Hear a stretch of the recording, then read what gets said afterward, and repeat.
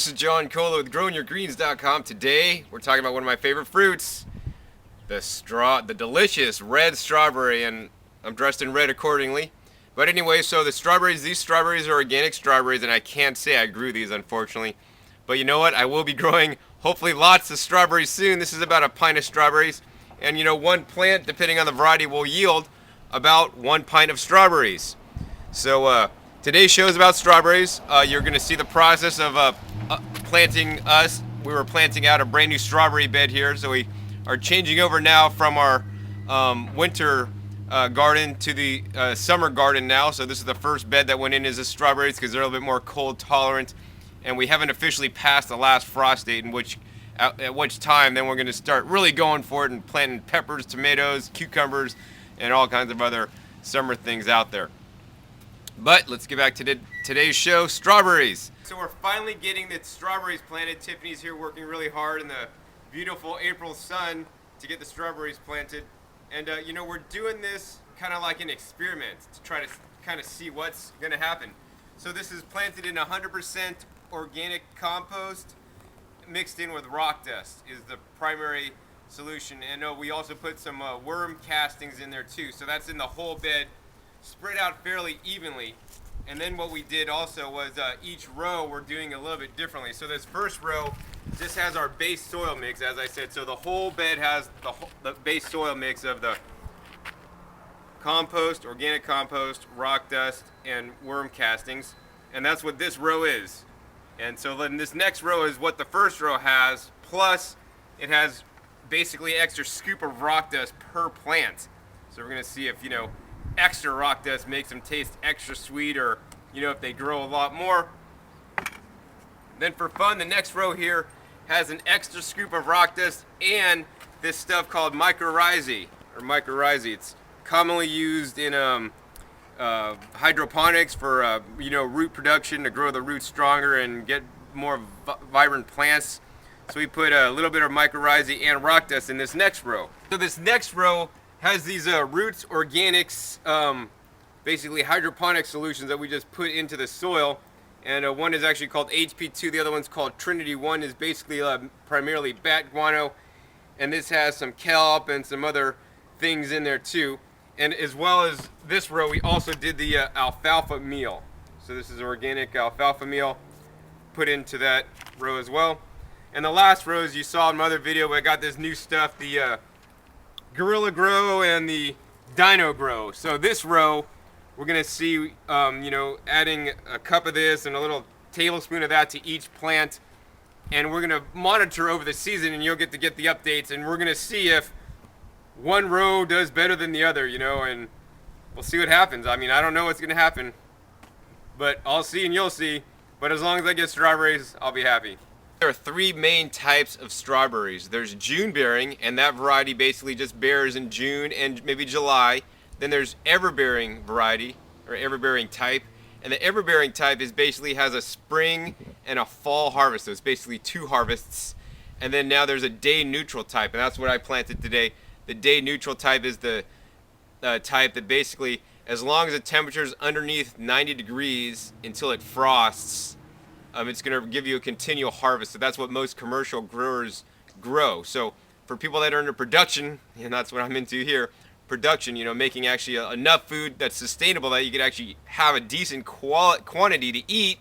Because, I've planted a couple strawberries plants before, and, might have got a couple strawberries off the vine, but I want to make some production. So basically each of my types of strawberries, and I planted the Seascape variety, will basically bear supposedly 1 pint of strawberries per plant. So we're going to plant 95 strawberry plants, and that should basically make me 95 pints of strawberries, which is, I don't know how many flats, but hopefully it's going to be over the season, and so hopefully that'll be enough to feed me, and I'll be happy with the amount of yield given this amount of space. So when you're buying your strawberry plants, or starting strawberries, there's a couple different ways to do it.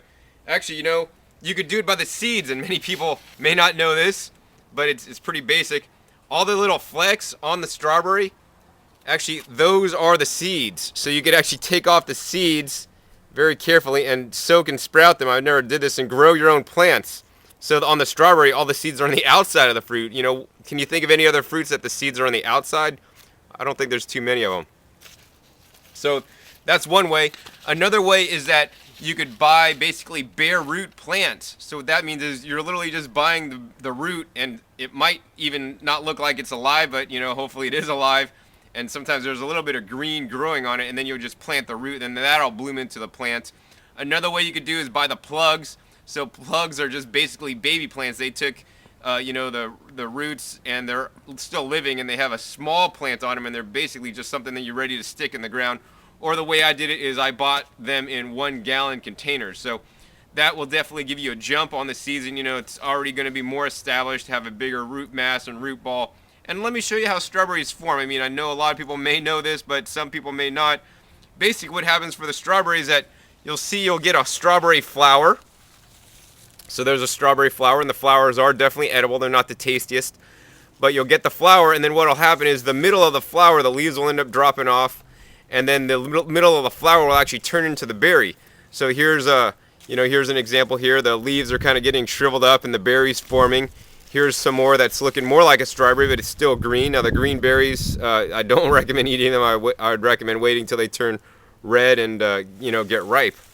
And that's how the strawberries propagate. Also, the other thing is that some types of strawberries will send out runners. So the June bearing tends to send out more runners than the day neutral or the ever bearing variety. So I got the day neutral, and they're not going to send out as many runners, but they still will send out runners. Yes, they will. So we're going to cut off the runners to encourage more berry growth here, because we don't necessarily want runners. What is a strawberry runner? I know what a human runner is, but what's a strawberry runner? So a strawberry runner is when basically the strawberry is kind of like sitting along the ground, and basically a leaf will come along, and out of part of the stem will actually grow new roots, and then it'll be a whole new plant. So then you could literally chop off right here and say this grew new roots, it would be a new plant. So this is a way a strawberry could propagate itself and spread. And in gardening, that may or may not be a good thing depending on, what you want to do. For me, it's not a good thing. I'm going to cut off the runners so it doesn't run, because when it's making runners, that's less energy now that it has to put into fruit production. Now it has to work on propagating and growing new greens and root systems and all that stuff. So runners may be good or bad. And some variety or some types of strawberries, such as the ever-bearing and the day-neutral strawberries, are said to run less than the standard June-bearing varieties. All right, so now we're going to talk about basically the two different kinds of strawberries I have here. Now, in this hand, I have the commercial varieties, or the standard domesticated strawberries that make the big plump berries that you could buy in the grocery store that you're all familiar with. And on this side here, we have basically a coastal strawberry. So this is a native to California here. And this, along with other berries such as the alpine type berries or strawberries, are more of the wild variety of strawberry. And you know what? They have an amazing, intense strawberry flavor, but they're really not that sweet. And guess what? The berries are really small, like smaller than the size of like a marble or even a dime. So they're really small berries, but they're really fragrant and delicious. So I would plant these, but I just don't have enough space here in my square foot garden to have a field of these. I'd love to have a field, and if you have lots of space, I definitely recommend growing these. They're so tasty and so delicious. But for production wise and getting a decent amount of food, definitely go with the regular commercial types. Another good reason to grow your own strawberries is because strawberries you buy that are conventional at your local supermarket are one of the most highly sprayed conventional fruits and vegetables that you could buy at the store. So they have a lot of pesticide residues and toxins that maybe we don't want to be eating. So that's another good reason to grow your own strawberries. Now, for those of you who think, oh, I buy organic strawberries, I'm immune to the pesticides. Well, no, you're not, because what I found out a few years ago is that even organic strawberries, so these are organic strawberries bought from my local supermarket, they're even sprayed. Yes, you heard me right, they're even sprayed. So they may not be sprayed with the same toxic pesticides that they're using on the conventional stuff, but after post-harvest, these are sprayed, and same with conventional strawberries, are sprayed with copper, basically sprayed with copper. And they do that because basically copper acts as a fungicide and preservative to keep the strawberries fresh. Have you ever noticed that after you eat strawberries from the store, you'll have a pea and it'll be really bright yellow? Well, that's because the copper is going through you and you're peeing out the copper. I mean, I've eaten strawberries from the farmer's market where they don't spray the copper on, and I surely don't pee yellow afterwards. So something to think about. Do we really need all this extra copper in our diet? Well, you know what? The best thing is to grow your own fresh strawberries at home. So we got all the berries planted out. Here's the 95 strawberries planted in. Basically, it's a 15-foot by 4-foot wide bed. Now we planted these every 9 inches apart, basically, and we offset the rows, so you know it's kind of like diagonal. So every plant would have a lot of space. You know, on square foot gardening, they recommend a minimum planting space of 6 inches if you're really prudent about clipping all the runners. Otherwise, they recommend 3 plants for every 4 square feet. So that's about, you know, a little bit over 1 square foot if you're gonna let it send out runners.